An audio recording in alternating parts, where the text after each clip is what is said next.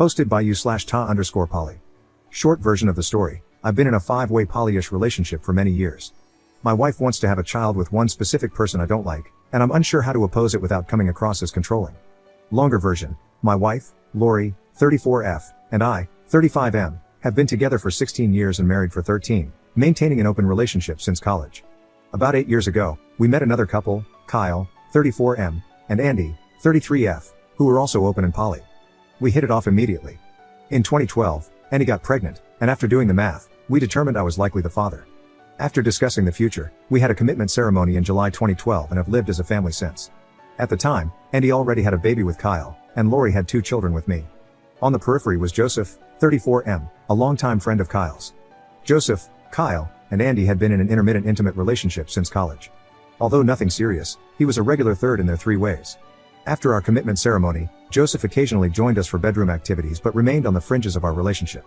It wasn't a huge surprise when Andy's baby turned out to be Joseph's, not mine. While unexpected, it wasn't an issue.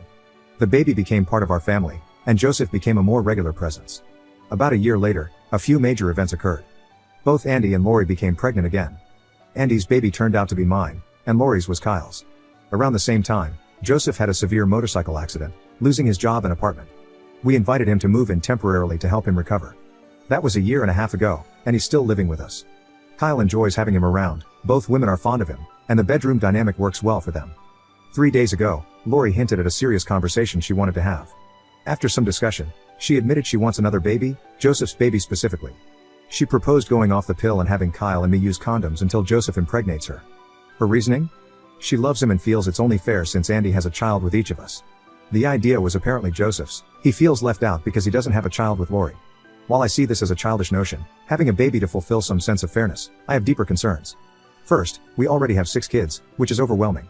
I thought we were done having children and don't want more. Second, Joseph isn't committed to us. The rest of us underwent a commitment ceremony to solidify our bond, but he hasn't. The biggest issue is that I don't like Joseph. I never have. He strikes me as untrustworthy and reminds me of a shady used car salesman. He drinks too much, has bigoted tendencies, and his personality grates on me. I tolerated his presence because of his friendship with Kyle and his fatherhood to one of Andy's children. I hoped he'd eventually leave, especially after recovering from his accident. Now, it feels like he's entrenched in our lives permanently. If this pregnancy happens, I doubt he'll ever move out. Kyle and Andy think Lori having Joseph's baby is romantic, while Lori wants to create a lasting bond with him. I, however, feel increasing anger whenever I see him. I've temporarily tolerated someone I dislike out of kindness, but now I regret it. The thought of him becoming a permanent part of our family makes me furious. How do I approach this?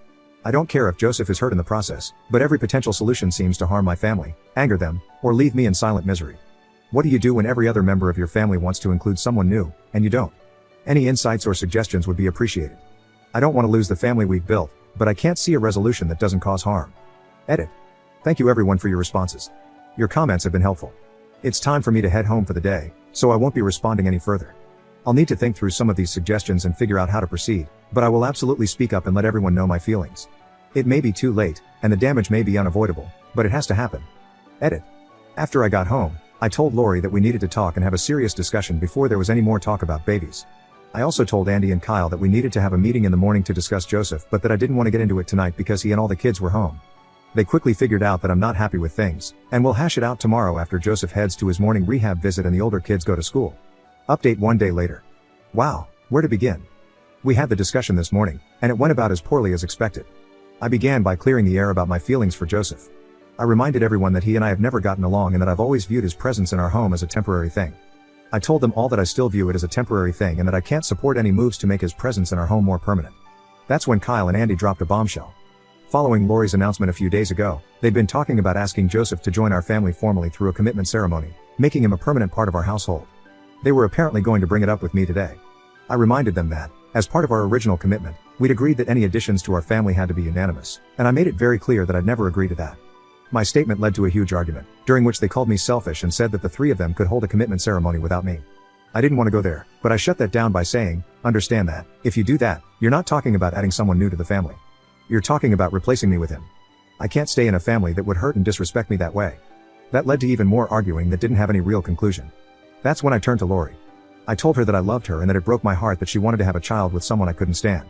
I also told her that I found it offensive that he'd ask her to have a child to placate his own ego, but I thought the request was fairly consistent with his lack of character. I reminded her that a child is not an object to be traded for affection or love and that they should only be created as an expression of love. I told her, without any hesitation, that having a child with Joseph would irrevocably change our relationship and drive a wedge between us. She would be choosing his happiness over mine, and that's how relationships end. She was crying the whole time, and when I was done, she called me selfish and mean. She told me that she loved us both and that she wouldn't choose between us. She flat out said that she wanted to have one more baby, that she'd already talked to Joseph about it, and that she wasn't going to go back on her word. She then offered to get rid of the exclusive part, saying she was willing to go off the pill and have intimacy with both of us, letting fate decide the baby's paternity. I told her this was unacceptable, reminded her that I'm her husband and family, and he's not, and said that in not making a decision, she was actually making a choice. I told her that I'd be more than willing to have another child with her, but having a child with Joseph would be the end of us. And then I went to work. The discussion didn't really change anything or lead to any firm decisions, but the information is now out there, and everyone knows where everyone else stands. We'll see where everything goes from here. Second update 1 day later. Well, in the day since my last update, a lot has happened. Some of it genuinely surprised me, and it looks like my family will be changing a bit, but things appear to be settling down. I should mention that this will be my last update. I told Lori that I'd been discussing our situation on the Reddit Poly group, and she wanted to read it. After bawling her eyes out while reading through it, she apologized to me for everything, and we spent the night together. No smashing, just holding each other all night. This morning, she asked me not to discuss this anymore until we get everything worked out, but said I could post one final update. So, where to begin? First, Joseph is moving out. Yep, it's actually happening. And the shocking thing? It was his idea. He finally demonstrated some of that nice guy personality that I've never been able to connect with.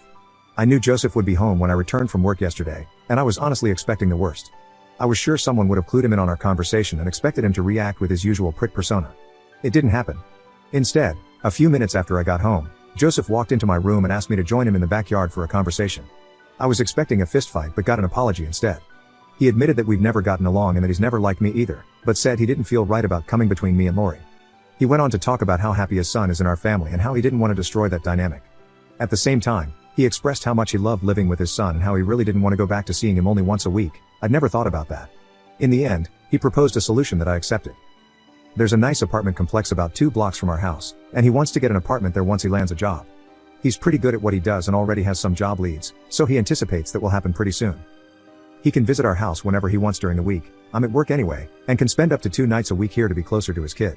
If he plays it right, he could still potentially see his son 7 days a week while I only have to deal with him for 2. It's a great solution that gives us both what we want. He's also already told Lori that he doesn't want to have a baby with her, so that's now off the table. He admitted that he had wanted a baby with Lori but said he didn't want to put her in the middle of a conflict over it. And then we had a beer together. I didn't even complain when he handed me one of his Pisswater Coors Lights. Totally not kidding, this guy really does fit certain stereotypes. My low opinion of the guy went up a notch. As for Lori, she was a tearful mess for most of the day, and Joseph taking the baby off the table was fairly devastating for her. After I got home and we talked a bit, she unloaded her soul and told me just how much she wants another baby and how much it hurt her that neither Kyle nor I wanted one with her. And then she felt even more hurt when neither of us even noticed how much it was affecting her. After several hours of talking, we came to an agreement. We're going to have one more baby, but we'll wait another year for it. And, interestingly, she wants it to be mine, not Kyle's or Joseph's. Kyle apparently doesn't have a problem with that at all. So, what about her relationship with Joseph? Well, here's where polyamory and open relationships can get complicated. The commitment ceremony is off the table, but she still wants to date him and have some sort of relationship with him. No babies, no pregnancy, just love and hooking up now and then. She won't ever sleep with him when he's staying over at our house, but she'll still go out on dates with him, visit him at his place from time to time, and stay overnight on occasion, maybe once a month. While I have to admit I'm still not totally thrilled with that, it's really just going back to the relationship they had before he moved in with us. I'll tolerate it for her happiness. Andy, on the other hand, is a problem. She's still furious with me over all of this and isn't showing any signs of backing down. In a way, it's understandable. She's had an intimate and emotional relationship with Joseph since she was 21 years old and is the mother of his child, so she was really looking forward to him becoming part of our family. She was deeply hurt by my rejection. Kyle told me last night that she even talked about leaving the family over it and moving in with Joseph, but that it was just angry talk. Right now, I'm only getting cold stares and slammed doors from her. I really don't know how this is going to resolve itself, but for the sake of our daughter, I'll never stop trying. I put her in the middle of a fight between the fathers of 2 of her children, 2 men she loves, and she's furious with me for forcing the choice. It may take some time for both of us to work through it. Kyle is a bit of a different story. He admitted that he knew Joseph and I didn't get along and apologized to me for not talking to me sooner to make sure I was okay with everything. He apparently blames himself for the arguing, thinking it was his job to run interference since Joseph was originally his friend and I'm a life partner in his family. I told him not to worry about it because it was my fault for not bringing it up myself.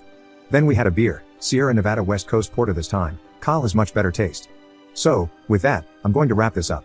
I'd like to thank you all for your insights, commentary, and for putting up with my venting. Posting here gave me a place to mentally work through some of these issues before I broached them with my family, and it probably saved me from making some very ugly comments and choices. I genuinely appreciated reading your responses, and I know Lori found many of your comments eye-opening and insightful as well. Because someone requested it, we may come back and do an AMA at some point about the emotional and family dynamics of living in a large poly/tribal household, but we need to finish working through the current situation first.